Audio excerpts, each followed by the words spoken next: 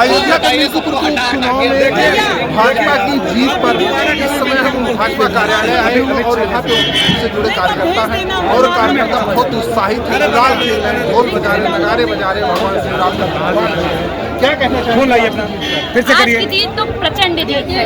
भगवान श्री रामचंद्र जी ने अवधेश जी को आईना दिखा दिया है और हमारी मिल्कीपुर की जनता ने भैया जी को प्यार देके यह बता दिया है कि वो राजा नहीं रंग है।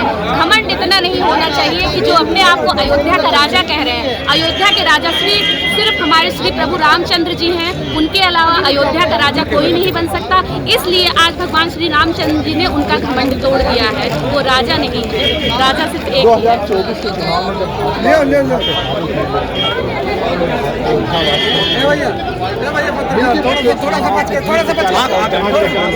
जी बिल्कुल कंट्रोल हुआ है। इससे पूरे देश पे क्योंकि आज की जीत पर सिर्फ उत्तर प्रदेश या दिल्ली नहीं बल्कि पूरे भारत की नजर थी। तो पूरे भारत में लोग इस अयोध्या का जो हार का बदला था वो मिल्कीपुर चुनाव से उनको मिल चुका है। तो उससे तो बहुत ज्यादा हुआ है जनता के अंदर। अवधेश के साथ आरोप लगा रहे हैं कि तमाम तरह के आरोप लगा रहे हैं।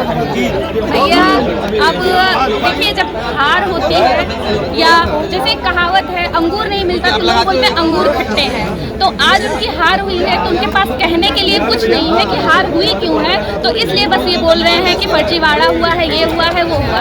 जब उनकी अयोध्या में जीत हुई थी तब भाजपा वाले भी बोल सकते थे फर्जीवाड़ा हुआ है, लेकिन उन्होंने तो ऐसा कुछ नहीं किया। कहना ये चाहेंगे कि हम महिला मोर्चा से मंडल अध्यक्ष है कुचेरा से, हमने मेहनत भी बहुत अच्छी तरह से की। तो भैया ऐसे नहीं कि उनको वो इस श्रेय के लायक है कि वो जनता को संभाल सकते हैं, उनकी दिक्कतों को समझ सकते हैं और वो काम भी करेंगे। इसीलिए हमने विधायक चुना। बहुत सज्जन इंसान। और क्या कहना चाहेंगे इस जीत पर? कहना चाहेंगे अवधेश प्रसाद को अयोध्या का राजा कहा जाता था, आज उनके पुत्र हार गए। नहीं बन सकता और ना वो बनने लायक है, ना वो बनने के योग्य है, ना उनको कभी इस लायक समझा गया। वो तो जनता की भूल थी जो एक बार उनको चुन लिया। अब दोबारा भी उपचुनाव का चांस आएगा और अवधेश प्रसाद हटेंगे। हमारे नए सदस्य जो होंगे, लल्लू सिंह तो है नहीं, हटे हैं, लेकिन उनकी जगह कोई नया चेहरा लाया जाएगा कि वो भी सांसद बने। जैसे उपचुनाव हो रहा है मिल्कीपुर से, वैसे उपचुनाव सांसद ही का भी होगा। आज मिल्कीपुर से बड़ी जीत हुई है। भाजपा की तरफ जो नैरेटिव बन गया था अयोध्या की हार से लोकसभा चुनाव में, क्या कहना चाहेंगे इस मौके पे?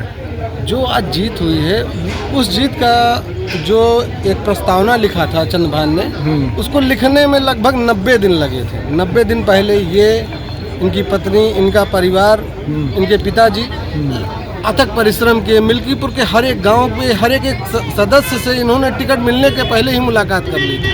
और मिल्कीपुर का हर एक परिवार इनको अपना परिवार समझने लगा था। वही एक करंट था चुनाव में कि बूथ के दिन अगर आप लोग कवर किए होंगे तो आपको दिखा होगा कि अनुसूचित पिछड़ा वर्ग, जनरल वर्ग, हर तरह के लोग, हिंदू हो, मुस्लिम हो, हर तरह के लोगों ने बढ़ चढ़ के वोटिंग की और इतिहास में पहली बार सबसे ज़्यादा वोटिंग हुई। और यही एक निर्णय था। जिस दिन वोटिंग हुई उसी दिन एक निर्णय आ गया था कि इस बार कुछ बदलाव होगा। और जो आज ईवीएम काउंटिंग के बाद आप लोगों को देखने को मिला कि ऐतिहासिक जीत हुई। इस जीत का परिणाम हुआ कि चंद्रभान को विधायक के रूप में नहीं, एक सेवक के रूप में जनता ने स्वीकार किया और इतनी बड़ी जीत दी। ये क्या दिल्ली का भी चुनाव जीता है भाजपा ने, इस दोहरी खुशी है इस समय, क्या कहेंगे इस पर? दिल्ली में दरअसल दिल्ली की जीत के लिए केजरीवाल जिम्मेदार है। केजरीवाल जी ने कहा था अगर यमुना की सफाई नहीं होगी तो 2025 में हमको वोट मत दीजिएगा। उसी की बात मान के जनता ने उनको 2025 में वोट नहीं दिया और वो लगभग प्रमुख सीटें हार गए। ठीक है, इसका यही एक कार्ड था। बीजेपी वालों ने केवल वही चीज़ दिखाया कि 2025 में मुझे वोट मत देना अगर यमुना की सफाई हम ना कर पाए तो।